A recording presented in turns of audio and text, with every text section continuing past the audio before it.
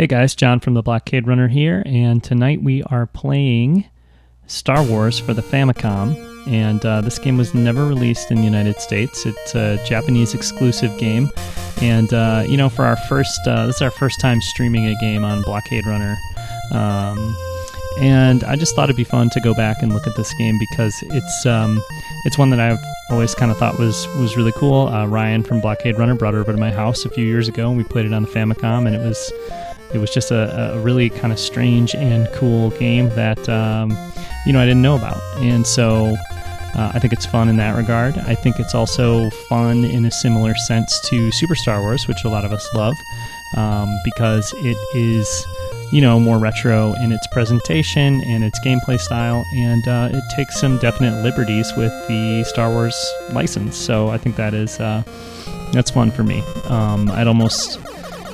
I'm almost as excited about something like that as I am, strict kind of authenticity or realism or something that we might get in a modern Star Wars game. So, I think it's really fun. Of course, talking about authenticity and realism, the opening shot there is pretty authentic, but there's definitely some elements here that are not so much.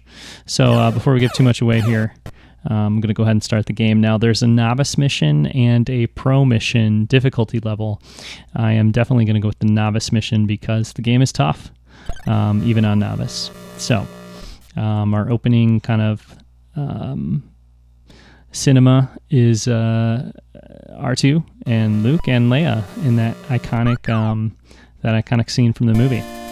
And then the game starts, and those guys are pulling R2-D2 away. We see the landscape of Tatooine there. You can see the moisture evaporator, so pretty cool. I'm not sure why Luke has dark hair, but he does, and it is what it is. Now, I guess these are little kyber crystal shards or something that you get from defeating enemies. And there's some enemies in this game that are not quite what you'd expect, but Tusken Raiders I think are pretty menacing and pretty cool. I like the big chunky characters, and that's one nice thing about this game too. Luke is pretty large and in charge here, the character sprite, so I like that. Now these guys appear to be, I don't know what they are. They're little guys with like masks on that are dressing up as grown-ups or something. But here we go. We'll go into the Sandcrawler. And I don't know who those little dudes are. Maybe it's a really obvious reference to a Star Wars character that I should know, but I mean they're not the Jawas, and they're not the Tusken Raiders. I love the way the Stormtrooper looks, though. I'm avoiding combat here for a second just because I think he looks super cool. Again, the 8-bit style of this game is really nice, especially with these big blocky characters. Super into that. So, I don't know who that little guy is. He looks like he just got out of a costume shop or something. The other difficult thing about playing this game is that I can't read Japanese, so I'm not really sure how this menu system works. I'm assuming Darth Vader is saying something menacing here, or maybe I'm saying something menacing to him, but I love the way Darth Vader looks as well. He turned into a scorpion. I think that means it wasn't really Darth Vader. All right, and then I get a very large kyber crystal there, or whatever it is, so that's cool.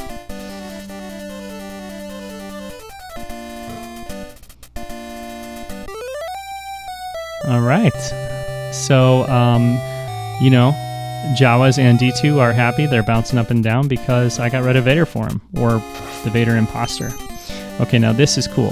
That bubble is going to give me access to a land speeder. And I don't know if you can lose here, but I just like to hop around, go fast, bump into everybody, and then jump out. How cool is this? Very, very nicely produced Millennium Falcon.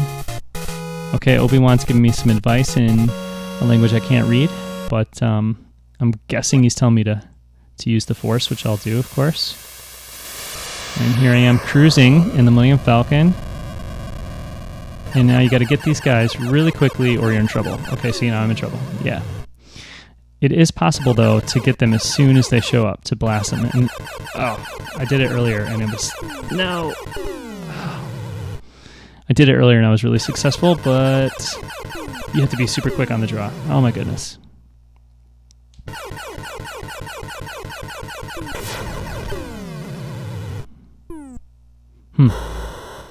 All right, well, game over.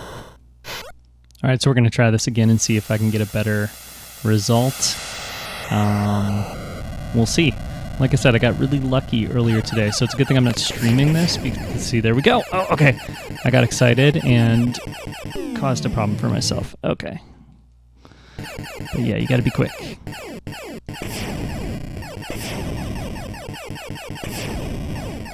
Okay, I think I did it. Yes, nice.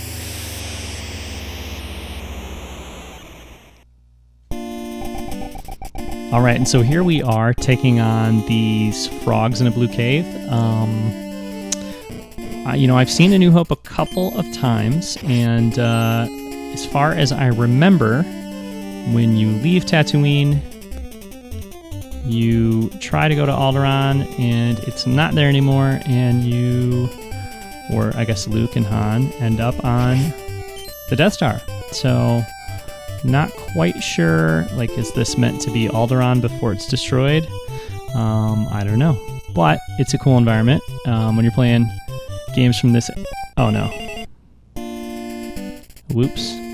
It's a cool environment, and when you're playing games from this era, I think the most important thing is to create a cool environment. And I personally not only accept, but welcome additions or changes to, you know, the story or whatever, if they can do that. So I'm totally fine with this. All right, now I have a blaster, which is cool. I don't really know why I got that blaster, or if there's like a way for me to switch back to my lightsaber. I'm sure there is, but I'll have to worry about that at a later date. I'm just trying to survive here, essentially.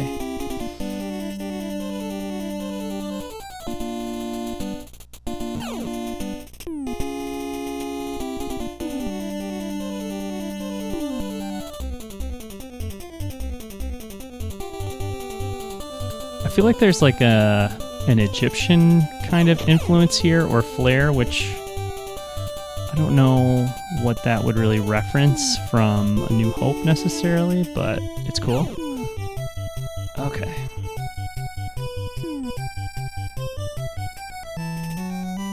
I hope he's not able to, like... I don't think he can. Okay. There we go.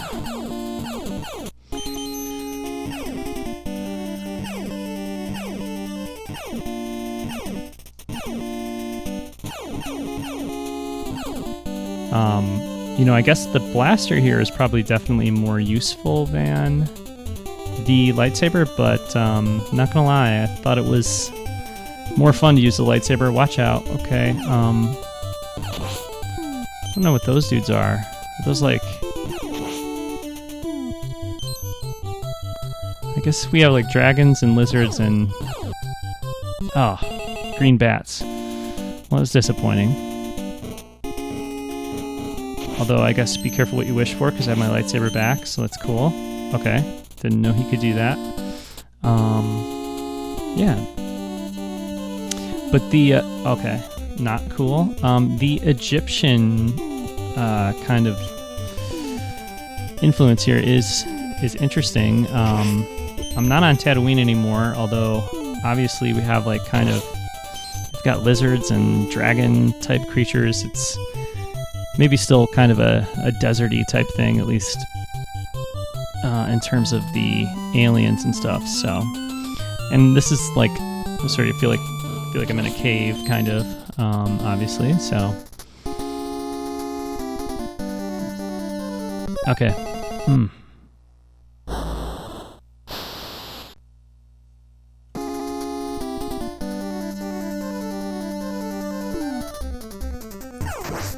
So this climb up this cave gets pretty tough, which is why you're probably noticing some edits and trickery on my part. But again, I don't think it would be very much fun for anybody to see me try to stream this game and play through it without kind of stopping and starting. And I don't want to make you watch me play through the same portions over and over again. So kind of doing the best I can here to cut together a hopefully successful run through the first couple levels here. And yeah, so we'll see. I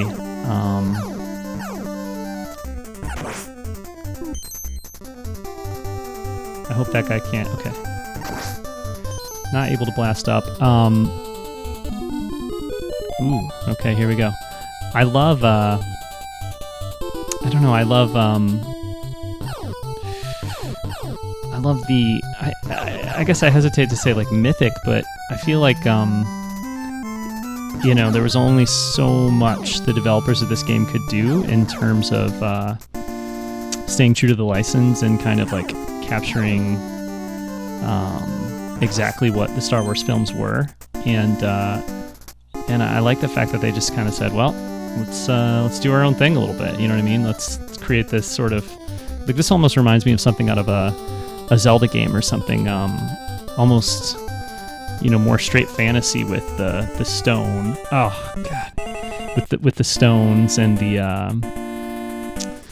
caves and things like that, and I kind of love that actually. I recently finished reading Splinter of the Mind's Eye, which was an early fiction novel take on a sequel to A New Hope, and I feel like that book has a little bit of that going on as well. It's like I don't know, it just kind of, it's a different spin on Star Wars. It's very Star Wars, but at the same time, it's like almost an alternative universe version of Star Wars. Okay, notice that I'm back to my saber for the Vader fight, as that Pharaoh from another galaxy judges my battle techniques. Okay, and here we are. This is like Super Metroid-y, right? Like, well, not like Super Metroid, but like it's very Metroid-y because this is just like Ridley or something, right? Like, doesn't seem very Star Wars. Okay. Not my best performance there, but at least it starts... Oh, that's not fun. Okay. Well, yeah, it's a tough game, but forgiving at least in that regard, right? So that was cool. Come back down here. Don't let these guys kill me. Jump down. And we're going to backtrack a little bit to find Ben Kenobi. Obviously, it would have been nice if the level ended after defeating that second Vader imposter or minion or whatever, but that is not how it goes. So we're going to drop down here, and we're going to drop down here, and then I think I need to go down the ladder here, and okay, there's Ben. All right. Everything's cool with him, but I need to go find him. So try to stay alive over here. Actually, no, I need to go this way. Okay, we're going to pop back up. I need to take out that pink bat creature.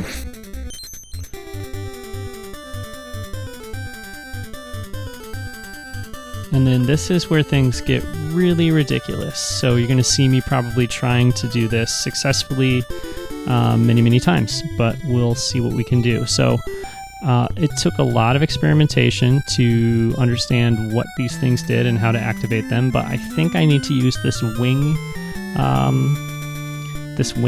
you know, right here. I'm going to activate that, and then I sort of fall slowly. And okay, I did it on the first try. Cool. But even though I was able to pull that off, once I sort of break through these blocks, I'm tasked with a pretty tough jump. So we'll see if I can pull it off or not. But if not, I will probably just sort of restart the game a million times and get through it. And but I won't make you watch all that. So let's see. Cross your fingers for me. Can I make this jump on the first try? No, not at all. All right, we're gonna try it again. We're gonna try it again. Maybe get closer to the spikes.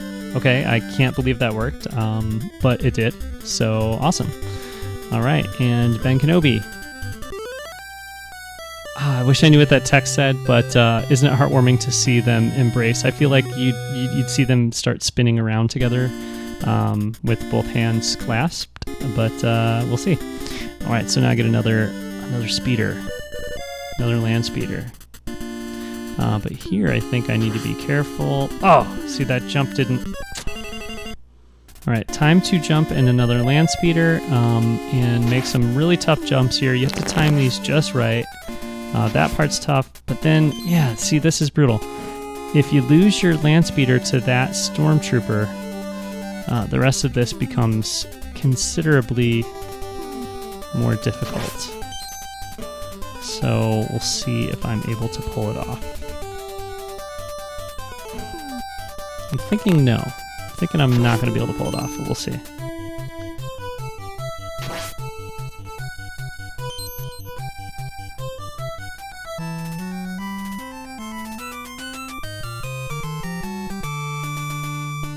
Alright, I think I need to use a special power here.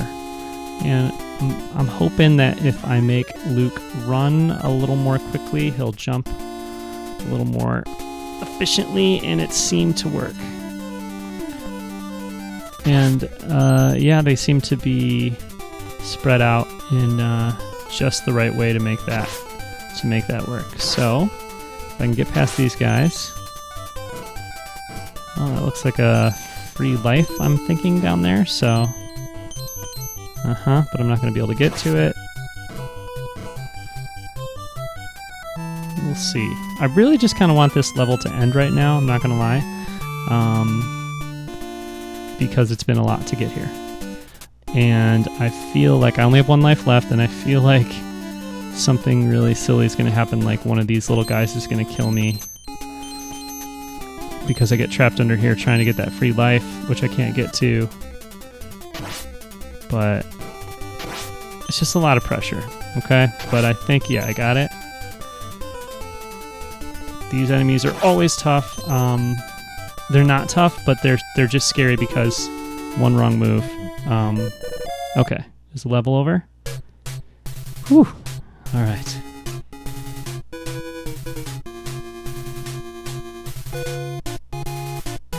C-3PO looks like slightly possessed, maybe with those flashing lights, but whew, tough. Okay, I'm gonna try to take out some TIE fighters here, and then maybe when that doesn't work, okay, not bad. But when that doesn't work, I might, yeah, probably take a break here. Yeah, game over. Okay, so that's halfway through the Famicom Star Wars game, or something like halfway through. Thanks for watching so far. I apologize for not being great at the game, but I'm trying. And we'll be back soon with the second part, and hopefully I can finish out the game then. If you are interested in checking out our blog, it's blockaderunnerpodcast.com. And you can listen to our podcast on iTunes or many other places where podcasts are found. So thanks a bunch. This is a little bit of an experiment. Never done it before, but thanks a bunch for tuning in. And like I said, we'll be back soon with another episode of the Star Wars Famicom stream, if I can finish the game.